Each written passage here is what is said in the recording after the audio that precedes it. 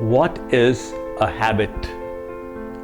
It can be compared to a cable in which we weave one thread each day until the cable becomes so strong that you cannot break it. Similarly, the repeated little actions we take on a daily basis create habits within ourselves, either for good or for bad. Good habits can take us right to the top, and bad habits can drop us down to the lowest nadir.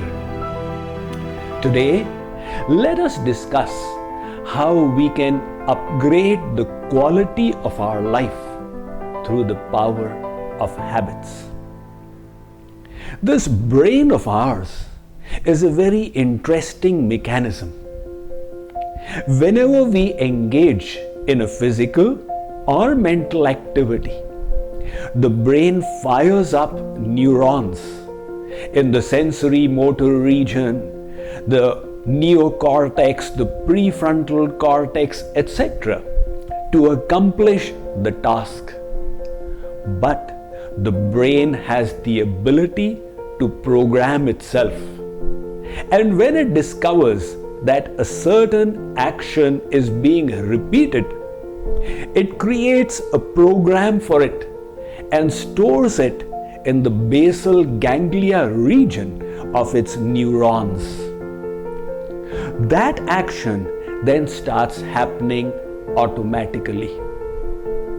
For example, the first day when you engaged in driving, you had to exert your brain completely to handle the clutch, the accelerator, the brake, and the gear rod together alongside with looking in front.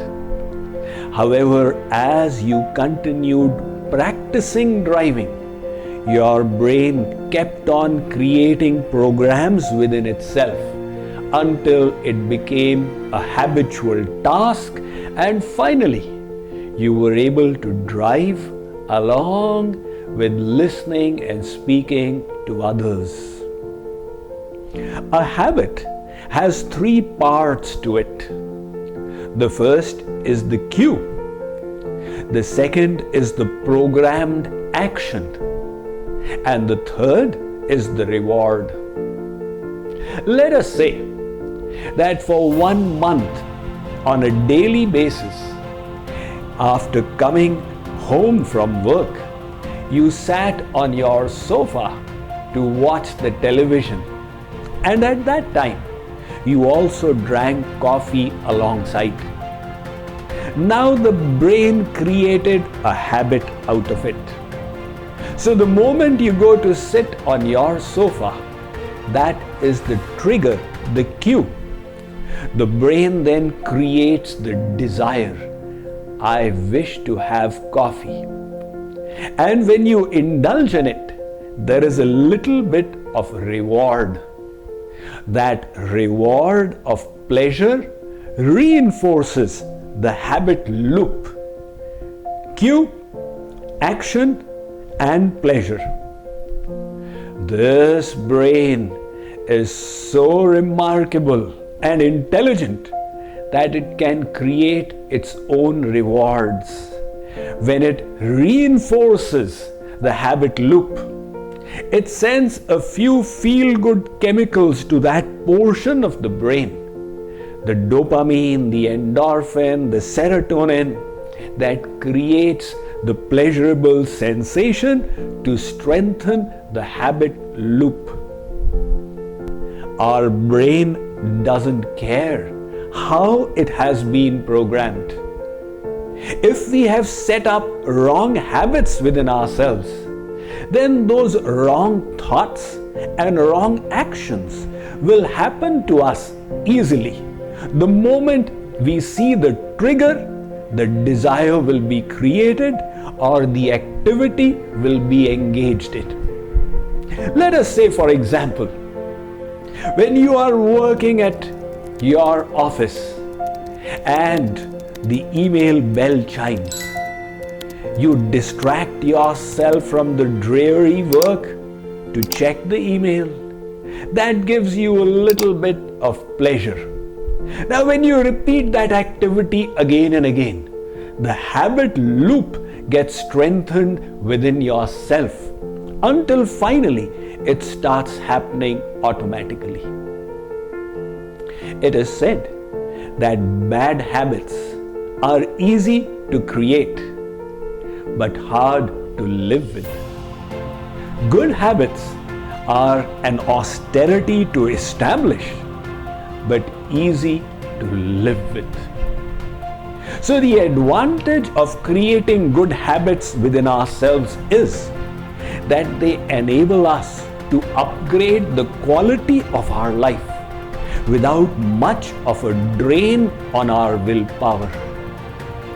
But to be able to do that, we need to first invest our willpower and engage in the austerity required for creating a good habit.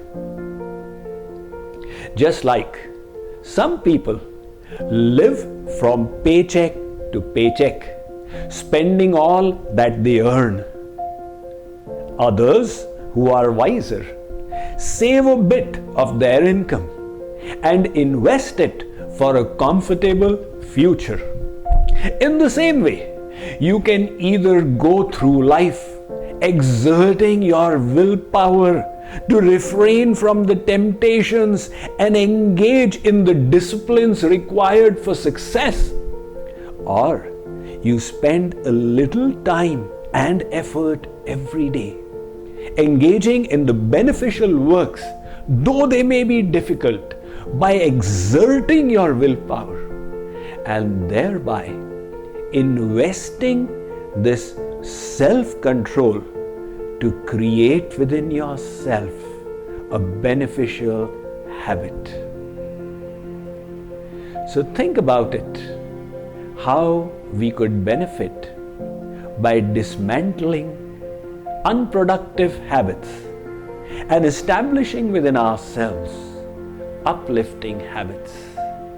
Make a list of the habits you wish to create within yourself and exert your willpower to do so. Thank you.